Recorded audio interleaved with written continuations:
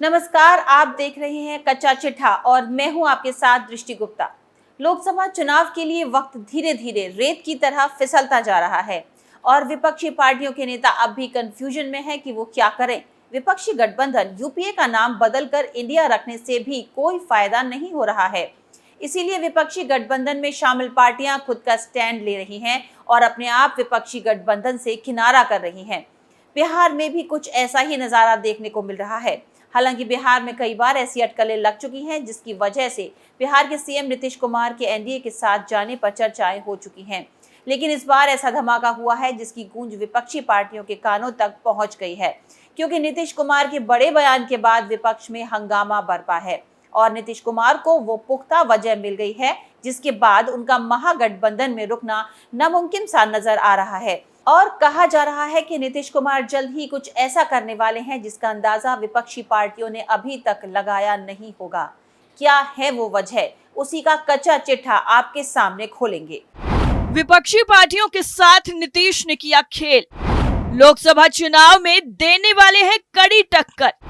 लालू यादव से हुआ नीतीश कुमार का मोह भंग, नीतीश पर दबाव डाल रहे हैं लालू प्रसाद यादव। बिहार के सीएम नीतीश कुमार के बारे में हर वक्त ये आशंका बनी रहती है कि वे कब किस पाले में चले जाएंगे, कुछ पता नहीं चलता। अभी नीतीश 6 दलों की महागठबंधन की सरकार चला रहे हैं। नीतीश की पाला बदल राजनीति साल 2015 से जारी है। जनता दल से अलग होने के बाद पहली बार नीतीश कुमार ने बीजेपी के साथ बिहार में एनडीए की सरकार बनाई थी। ये सिलसिला 2013 तक जारी रहा। बीजेपी ने जब गुजरात के तत्कालीन सीएम नरेंद्र मोदी को पीएम बनाने का फैसला लिया तो नीतीश ने भाजपा का साथ छोड़ दिया था। किसी तरह उनकी सरकार तो बची रही, लेकिन 2014 में उन्होंने एनडीए के खिलाफ अकेले अपनी ताकत आजमाई। अफसोस है कि उन्हें अपनी औकात का पता चल गया और सिर्फ 2 सीटों पर मिली कामयाबी से ही उन्हें संतोष करना पड़ा था। नीतीश का मन डोल रहा। नीतीश एनडीए छोड़ चुके थे, इसीलिए 2015 के विधानसभा चुनाव में उन्होंने आरजेडी के नेतृत्व वाले महागठबंधन में शामिल होना मुनासिब समझा। उन्हें और उनके महागठबंधन को जबरदस्त कामयाबी मिली। भाजपा अलग थलग पड़ गई, बिहार में महागठबंधन की सरकार बन गई, लेकिन 2 साल पूरे होने से पहले ही नीतीश को आरजेडी के साथ अपने संबंधों का बोझ भारी लगने लगा। वे बहारे तलाश ही रहे थे कि लैंड फॉर जॉब मामले में तेजस्वी यादव का नाम आ गया। मौका मिलते ही नीतीश ने महागठबंधन का साथ छोड़ दिया और बीजेपी के साथ सरकार बना ली। साल 2020 में हुए विधानसभा चुनाव में नीतीश कुमार की पार्टी जेडीयू को भारी झटका लगा।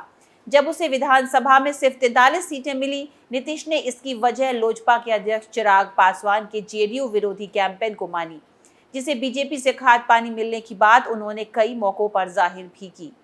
विधानसभा में सबसे अधिक सीटें भाजपा को मिली, लेकिन पार्टी ने नीतीश कुमार को ही सीएम बनाया। नीतीश सीएम तो बन गए, लेकिन भाजपा के नेता मौका मिलने पर उनकी खिंचाई करने या कम सीटों के बावजूद सीएम बनाने के अपने एहसान को याद दिलाते रहे। नतीजा हुआ कि नीतीश ने ऊब कर फिर महागठबंधन का दामन थाम लिया और भाजपा को सबक सिखाने के संकल्प के साथ सीएम बन गए। आरजेडी की दबाव वाली राजनीति। महागठबंधन का सबसे बड़ा दल आरजेडी है।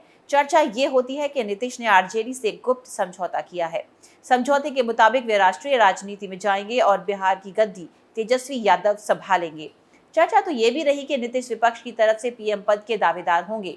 असलियत अब तक उजागर नहीं हो पाई है कि आरजेडी से उनकी क्या डील हुई, लेकिन इसी को आधार बनाकर नीतीश के बड़े सहयोगी उपेंद्र कुशवाहा ने जेडीयू से किनारा कर लिया। आरजेडी ने नीतीश को आगामी लोकसभा चुनाव के मद्देनजर विपक्षी एकता का काम सौंप दिया। नीतीश ने इसे भी मनोयोग से किया और पटना में 15 विपक्षी दलों को जुटाकर अपना ये टास्क पूरा कर दिखाया। हाँ, इसके लिए उन्हें पीएम पद की दावेदारी त्यागनी पड़ी। आरजेडी की आश्वस्ति के लिए नीतीश ने यहाँ तक घोषणा कर दी थी कि 2025 का बिहार विधानसभा चुनाव तेजस्वी यादव के नेतृत्व में ही लड़ा जाएगा। इसी बीच नीतीश पर आरजेडी का दबाव बढ़ता रहा कि वे तेजस्वी यादव के लिए जितनी जल्दी हो कुर्सी खाली कर दे। आरजेडी का नीतीश के खिलाफ हल्ला बोल। नीतीश पर कुर्सी छोड़ने का दबाव बनाने के काम में सबसे आगे रहे आरजेडी के प्रदेश अध्यक्ष जगदानंद सिंह के बेटे विधायक सुधाकर सिंह। सुधाकर सिंह लगातार नीतीश सरकार के कामकाज पर सवाल उठाते रहे, उनकी व्यक्तिगत आलोचना करते रहे। नीतीश की आलोचना के लिए उन्होंने ऐसे शब्दों का इस्तेमाल किया जो उनकी तिलमिलाहट को बखूबी दिखा रहे थे। नीतीश ने उन पर कार्रवाई की जवाबदेही आरजेडी पर छोड़ दी। आरजेडी ने सुधाकर सिंह को शो कॉज दिया और उन्होंने इसका जवाब भी पार्टी को दिया, जिसमें उन्होंने खुद को पाक साफ साबित करने की कोशिश की। आरजेडी उनके जवाब से संतुष्ट हुआ या नहीं, लेकिन जवाब की औपचारिकता के बाद उनकी पार्टी की ओर से इस बाबत कोई बयान नहीं आया।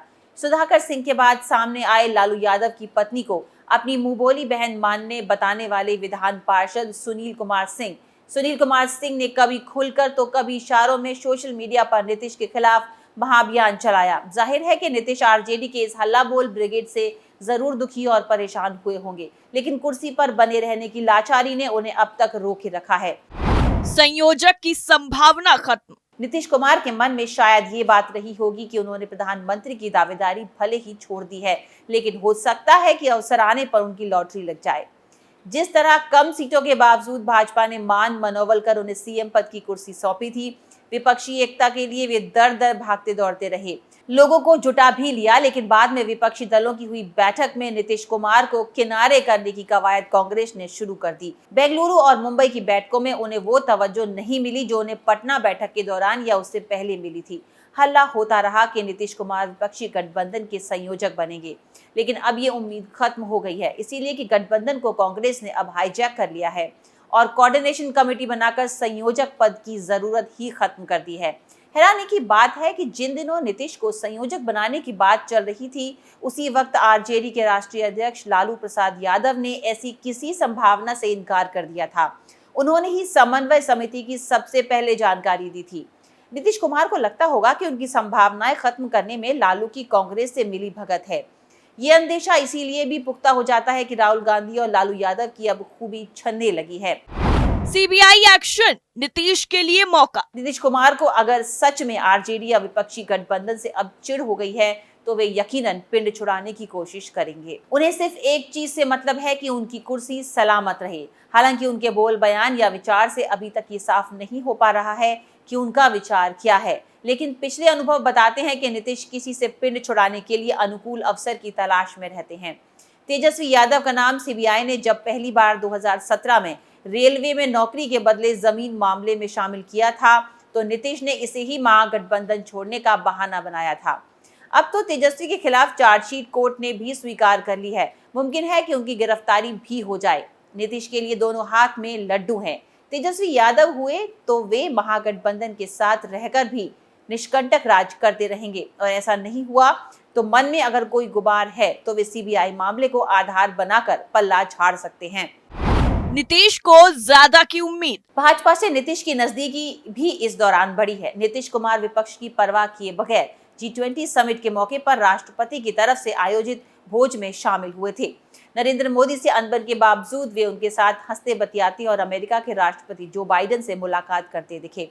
अगर नीतीश सच में महागठबंधन से अलग होना चाहते हैं तो उन्हें कोई दिक्कत नहीं होगी, इसीलिए कि भाजपा बिहार में उन्हें समर्थन देने को तैयार बैठी है।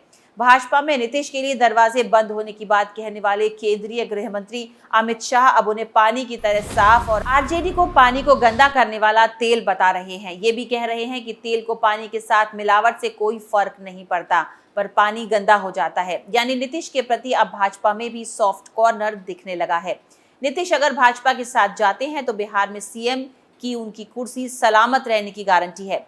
अगर केंद्र में अगली बार एनडीए की फिर सरकार बनी, जिसकी पूरी संभावना दिख रही है, तो नीतीश कुमार को राज्यपाल या उपराष्ट्रपति जैसा पद भी भाजपा दे सकती है। कच्चा चिट्ठा में फिलहाल इतना ही। अन्य खबरों के लिए देखते रहिए कैपिटल टीवी। नमस्कार।